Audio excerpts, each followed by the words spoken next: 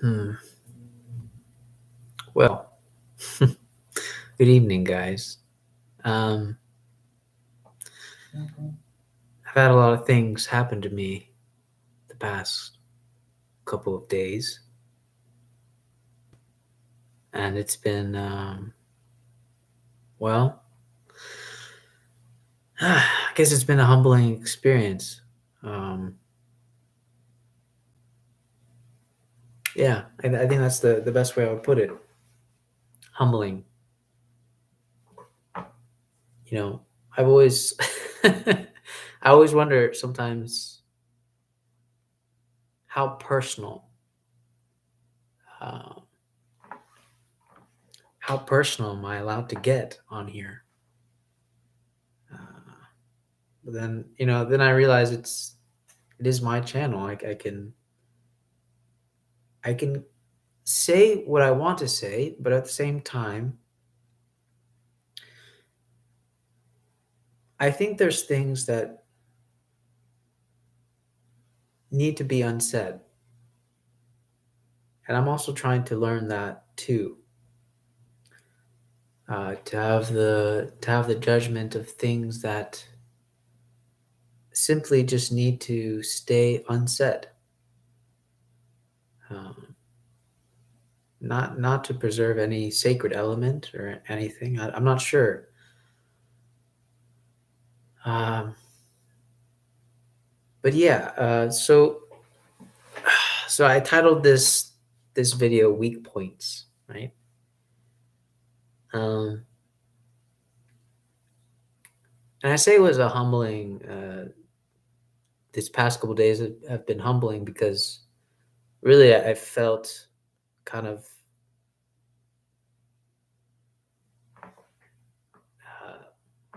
I honestly I was falling apart for the past couple days, like physically, and mentally came along with it, uh, because I haven't been sleeping well, I haven't slept well. I mean, for the past month, uh, and it seems like everything is sort of compounding itself as I'm trying to get out. And it's crazy because it suddenly feels almost impossible to get out. Um, to finally finish up this process of getting out. Um, so I figured out I found out so I have some new medical issues. um, so apparently I have GERD.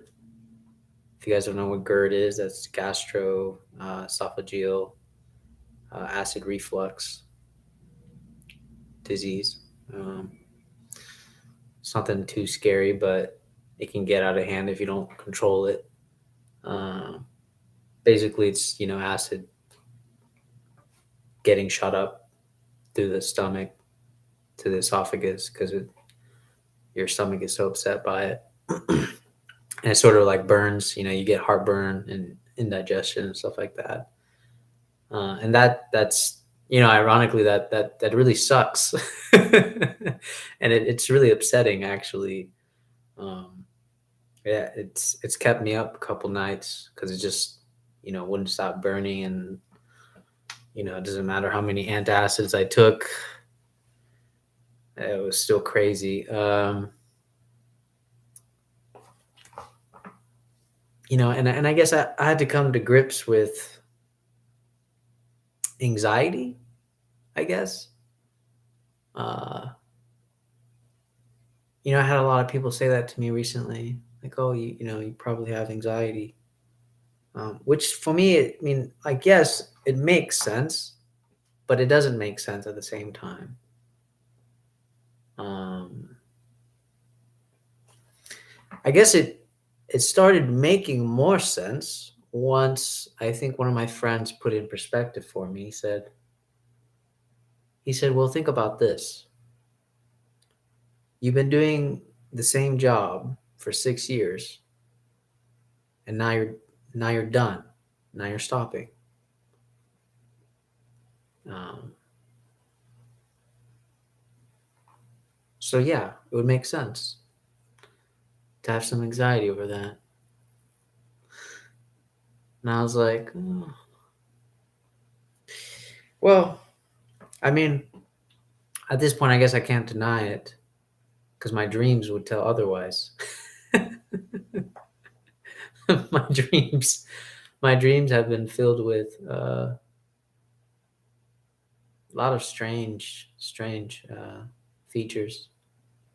Um, like I remember one specific dream, one specific scene is actually very telling. Actually, I was riding a bike, I guess, in the middle of night, and I decided to go on like one of those sidewalks with like the rails that protect pedestrians from the cars. And as I went further in, uh, we ended up crossing into this tunnel. And the crazy part was that the rails the path got narrower and more narrow. I can't even say that word. More narrow. It got more narrow as I kept going. To the point like I had to get off the bike and like walk. And then it eventually got so tight to where I had to start doing this, kind of squeeze myself through. And the part where I stopped was, where all these spiders were. But I decided to keep going because I was like, I just got to get out of here. I was like, I just got to get out of here. That was like the feeling I had in the dream. Because I was like, this is suffocating.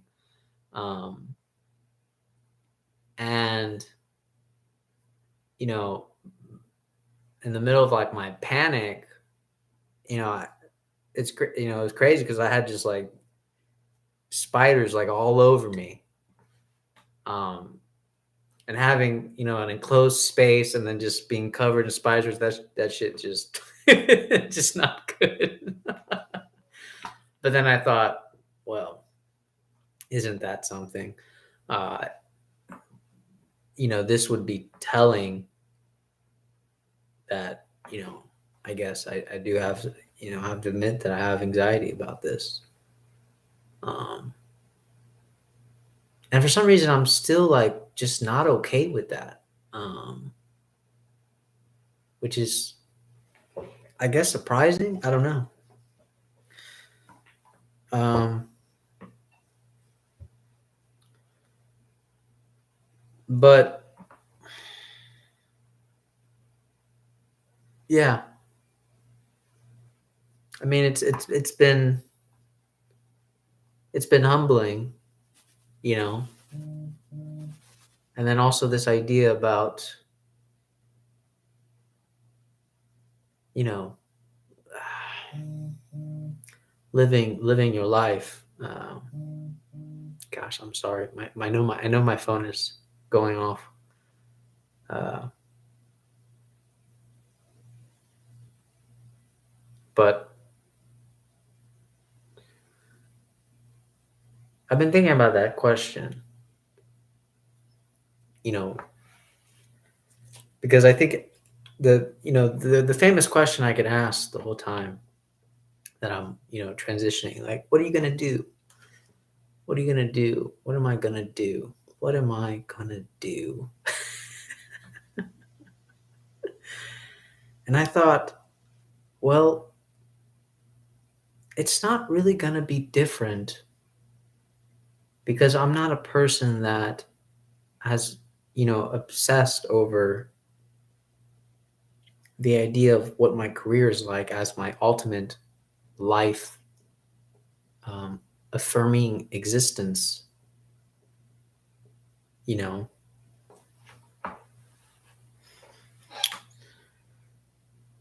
But I did realize that, after this, after all these changes, once I finally, solidify myself in Arizona, Yeah, things are going to be different. Um, and you guys are probably not going to see me as much.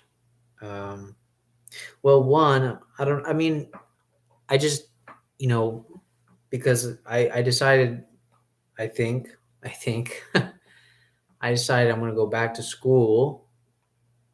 So I'm going to be busy.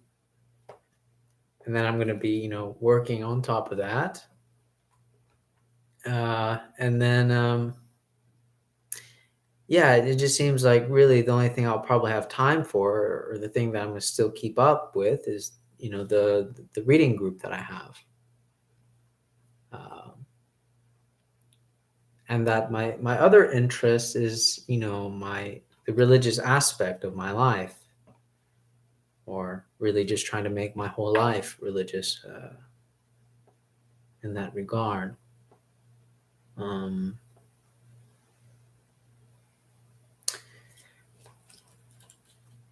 you know, and I guess that's another topic, right?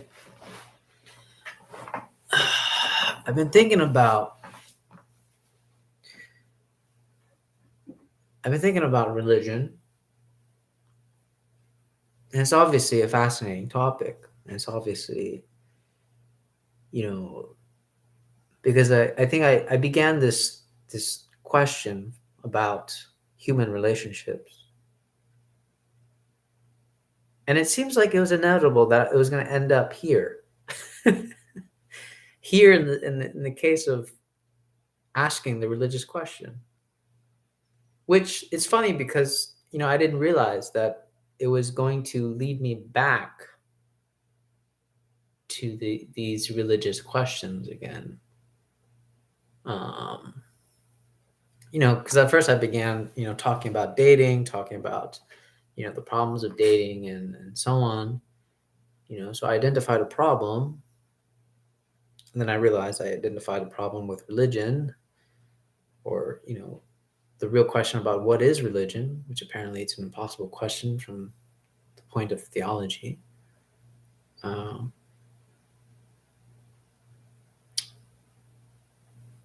but if you guys want some insight about some of the things that I've thought about, I will share with you.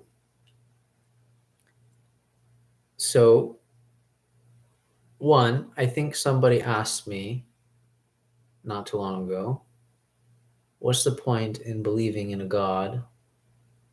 And if I believe in a God, then what's my purpose? Now, the simple answer that I think I grew up with, and the simple answer that that it says in the Bible, right, or in the scriptures, or any scripture really, any revelation as such, it says that you have to worship, right? We are worshiping beings. Now, what does that mean philosophically, that we are worshiping beings? And I have given a lot of thought about this because I've been trying to understand, well, if we separate some of the theological notions, what does it mean ontologically to be a worshiping being? Well, what we have to begin with is lack, which I think a lot of my wonderful friends and philosophical cohorts have done. They've done a lot of good, talk about lack and excess. So I think actually this makes a case for that we are fundamentally worshiping beings. Now, how do I ontologically explain this without attaching the theological metaphor or the theological, um, overtones? Well, I think it's like this. It's not that we're lacking. Fundamentally, it's not that we're lacking. It's that it's hard to determine the difference between being too full and lacking. For example, if you are filled to the rim and someone keeps pouring, you don't receive anything more. So if you were this cup, you would say, I feel that I'm lacking. But in fact, you might be too full. There's too much excess. Um, so in fact, you're just too full.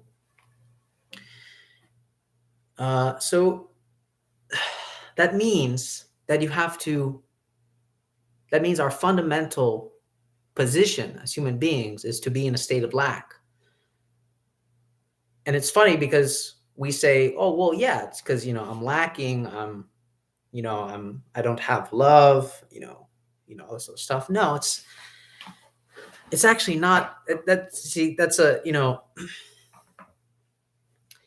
I think that's actually an interpretation of excess.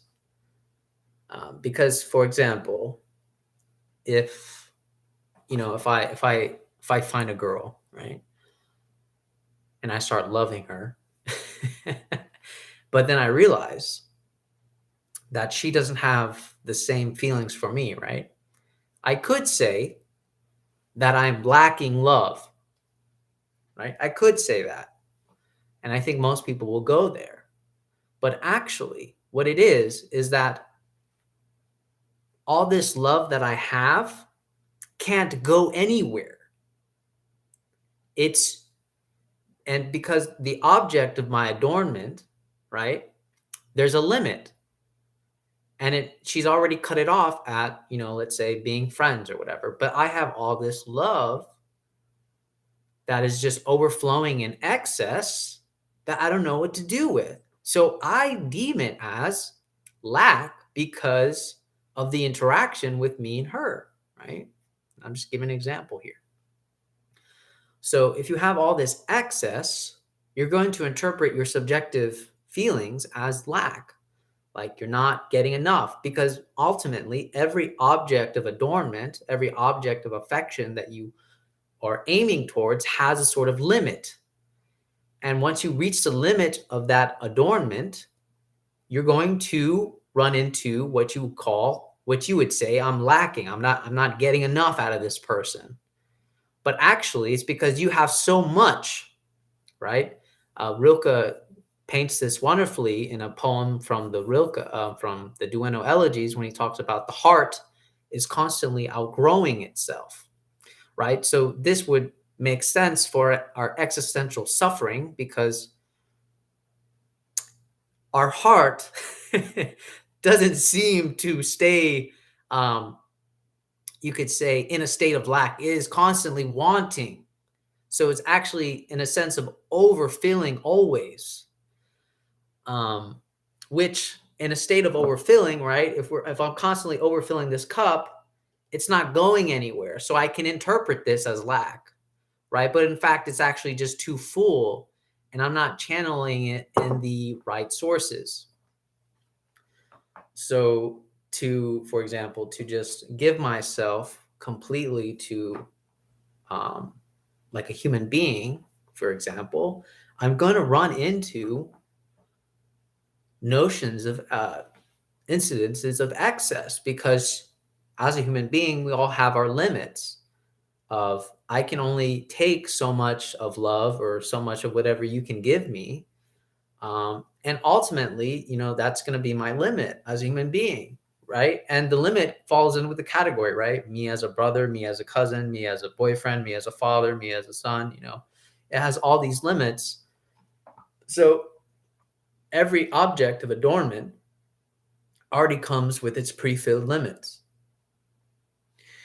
So the real question is, how do I maintain an optimal, actual emptying of remaining in a state of poverty, remaining in a state of lack? Because actually, I would say, again, to reiterate, that our subjective feelings are not actual lack, but they're actually an overabundant of excess that aren't going anywhere. So if it's just an overfilling cup that's not going anywhere, that's not actually emptying itself, it's just sort of just drowning in its own, constant fluid and liquid. You're right. You're not you're so full that you can't tell the difference between getting any more, getting any less. Um,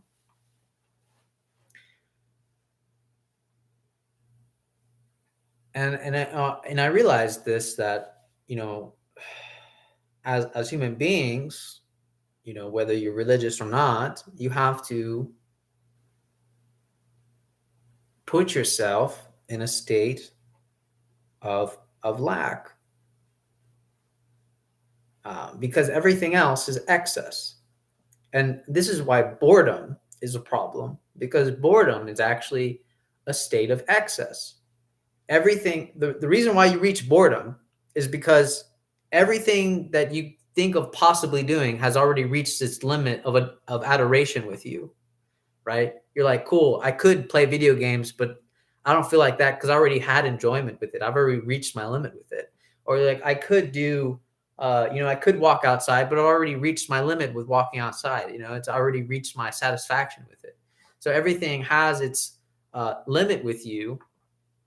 But again, your heart is still constantly outgrowing itself, right? Or you could say your spirit is constantly outgrowing itself. So once every object of possibility has reached its excess with you, you reach boredom. And so you're at this point where everything has reached its limit, its point of filling, and you still have so much to give, and you don't know where to give it because everything's full. And this is what's called boredom. Everything is full, and you don't know what to do with all this excess. So it's funny because actually boredom, what it's telling you is it's telling you to go into a state of lack. It's literally begging you to empty yourself. We could call this silence. We could call this, whatever, meditation, prayer, any type of self-negation, basically. I still call prayer a form of self-negation. Meditation is a form of self-negation.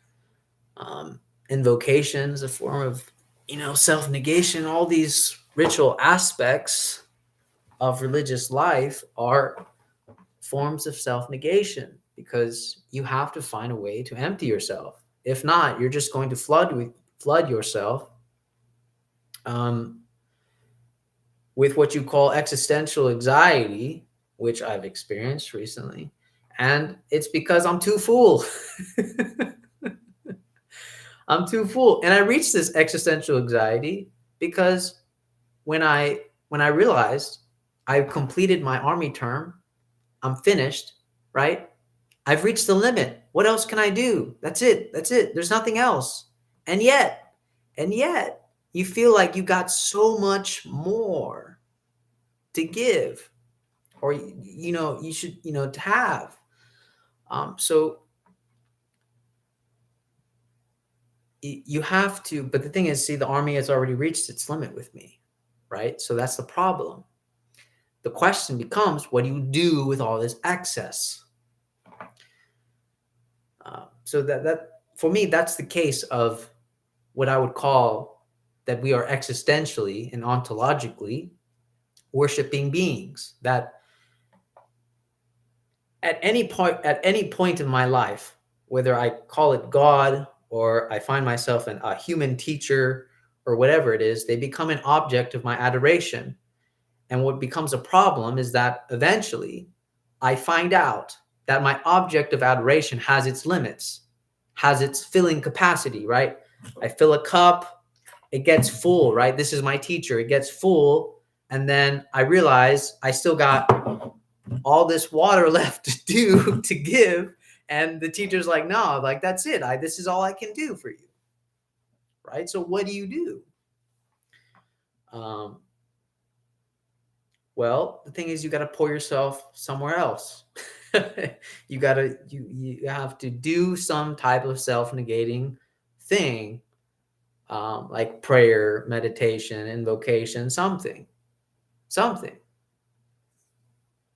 can run around and start finding another object of adoration. You can, but you're going to find yourself constantly unsatisfied because you're going to run into the same problem, meaning that object is going to have its same limitation, same filling capacity, and you're going to be like, God damn it. You know, you're going to be like, I hate that this happens, but you're going to call it lack when it's not lack. It's excess, because you're just constantly overflowing with it.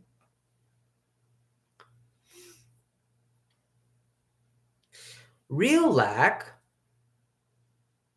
is that state where you're actually emptying yourself.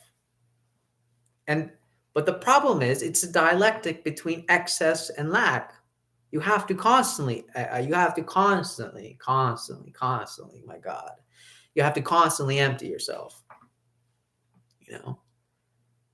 And that's the problem. And that's some of the things that I've been running into with myself recently, is that I would empty myself, find myself somewhat comfortable. And the moment I find myself comfortable, I'm in a state of existential anxiety again. And then I realize that I'm too full again. And you have to empty yourself again and again and again and again. And you have to be, almost thankful for your poverty. Because, everything's going to reach its limit. Everything. And I know in psychoanalysis, we talk about this as, the lost object. Well, yes. Technically, the lost object is the fact that the moment you fill this thing up, it's going to lose its functionality as a cup. You're going to miss a certain aspect of its functionality if you never empty it. So if it's constantly full, there's a part of its functionality that's missing, meaning actually a part of the object itself becomes missing because of its functionality, right? If the cup doesn't function as emptying and pouring, emptying as pouring, refilling and filling, then it's kind of missing the essential aspect of being a cup. And that's really important. That's a really important part of being a cup. So, yeah. That's kind of my points on. And I know it may seem like I'm presenting a sort of chicken or egg argument, which is, I guess, fine. But I want to say that actually, a true lack, a true state of poverty is really, really, a beautiful way of being. And I think anybody that goes into, any religion, whether you decide to become Christian, Muslim, or anything, if you understand this, that the rituals themselves are made for you to do this, right? Fasting, meditation, prayers, chanting, evocation, all these things are made for you to empty yourself, get rid, have a sort of self-negation, be in a state of poverty. You could say, actually, I find the idea of a God very useful because it allows for me to have this grasp on the fact that whatever I have, whatever I'm given, whether it be gifts, whether it be my, actual, predispositional gifts, my talents, my intellect, whatever it may be, or my actual, sort of conditional gifts, money or so on, that these are not really mine, right? That everything I do is meant to be given, is meant to be given away. And you could say, this is what I'm basically what I'm pointing to is like ontological charity.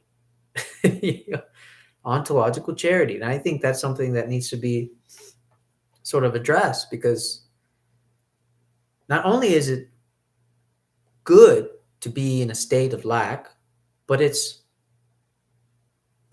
an ontological giving. You're giving. You must be always giving. Um, and it's because you must always be giving, that you realize this is that your spirit, your heart, your soul, whatever we want to call it, is always outgrowing itself. So you have to always be giving. You always have to try to remain in the most lack that you can be. If not, it's going to get hard. um, and even if, uh, you know, and even if you're suffering and so on, it's still going to be, it's probably difficult to understand how can you give. And I think I was struggling with that too. The past couple of days when I was, kind of sick and not well, mentally and physically, because I had GERD and I had all this other problems going on. For the first time, I think that was like the real test of myself, of just like, wow, just wow. I realized it was, there's one thing to know how feeble you are, but then there's one thing to actually feel and experience how feeble you are. And it's one thing to think about death, and then it's another to actually start going, wow, I think there's actually a possibility that I might die. um, and that's a whole nother ball game. It's a whole nother ball game. And I tasted that. I tasted that disconnect deeply these past few days. And, it made me realize that, um,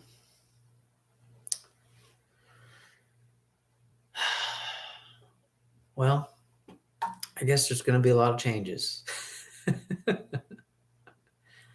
I guess there's going to be a lot of changes. And, um, you know, I think with a lot of those changes, it's going to be good, I think. But I don't see myself, I don't see myself being like the intellectual pursuer as I once was.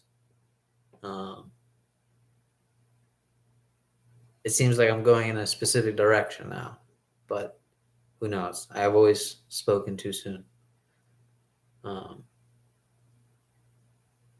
but yeah, because it just gave me a lot of thought about, if I have all these ideas, all these wonderful thoughts, and you know, theoretical ideas, why haven't I really written them down? Why haven't they become a book, and so on? And then these past couple of days really kind of clarified some things for me in terms of just like, well, maybe it's because, and this I think was the hard to swallow part. Maybe it's just I'm not interested in that. I like talking about it. I like thinking about it, but ultimately, I am still trying to answer the question of living. And even though I know all my philosophical friends and cohorts, they're doing the same things. Um, it just, I don't know. It just for me, I guess that's just not how I want to give. That's just not how I want to give. Um, that's not how I want to give myself. It seems like I do best here, but again, a lot of things are going to change. thinking about going back to school, like I said, and you know, I've been dedicating more of myself to silence and meditation and prayer and so on. And um, yeah, I just won't have enough time. But I'm gonna keep up with the book club. I feel like if that's one thing I should stand cold on, I'm just gonna keep up with the book club as a test of my patience and my will. And yeah, I think that's it so far. But it seems that's all I got. So all right, well, I'm thankful for you guys that watched. I talked a lot. I talked about a lot of things. Um, Ontological lack and excess. So if you guys missed that, it's very interesting. And I basically said that we're actually in a state of excess than an actual state of lack. Lack is the more primordial way to be. And how every object has its limit. Every object has its limit of adoration. That's why you feel like there's lack, but it's actually just excess. There's just so much excess that just nothing is hitting because everything is full. And so it's easy to say that that is lack, right? When your object of adoration is full, you can call it lack. But in my opinion, it's just that actually that makes the case for the fact that we are kind of like worshiping beings. That wherever we put our spirit or heart in, once we run into that fullness, we say, well, this is lack. but but I've taken the position that actually it's because we just have so much to give that we cannot let it remain at one object of adoration. We have to constantly self-negate and empty ourselves. And boredom is a good case of this, right? When every object of possible adoration or possible satisfaction that you have entertained, that you have already experienced, has already reached its limit, that you are in a state of kind of like, I don't know what to do with myself because you actually have so much to give, but there's nothing because everything has reached its limit around you. But it's actually a perfect moment for you to self-negate, to actually go into a state of lack, meditate, pray, chant, invocate, whatever. That's why I find the idea of God very useful, because at least you can entertain the idea that whatever I have, whatever I've been given, the gifts, the money, whatever, it's not mine. None of it's mine. So that means it's meant to be given away. I'm meant to be in a constant state of poverty because it's not mine, right? I can say it's God's.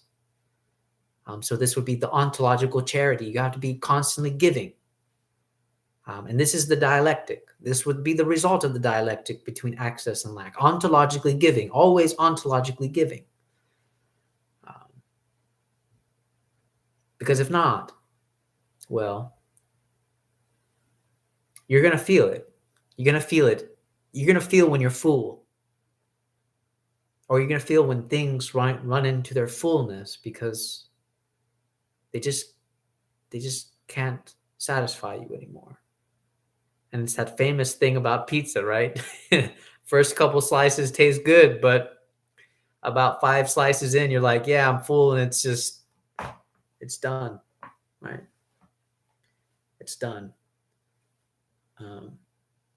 Until you empty yourself again. And it's been challenging, this idea of emptying yourself. It really has. I've never taken the prayer life seriously until recently. And of course, we can always say, like, oh, well, this makes sense. You're going through transition. It makes sense that you would become all of a sudden very spiritual and religious and so on. But I don't know.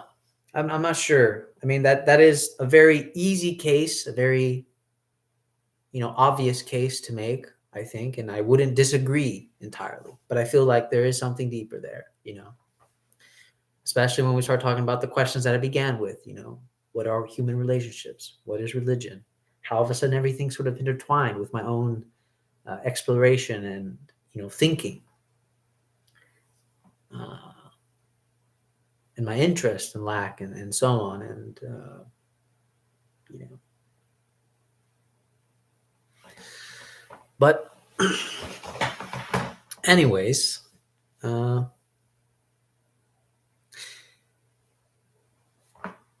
I'm happy. I'm happy you guys watched, and I'm always thankful. I'm always thankful, really. So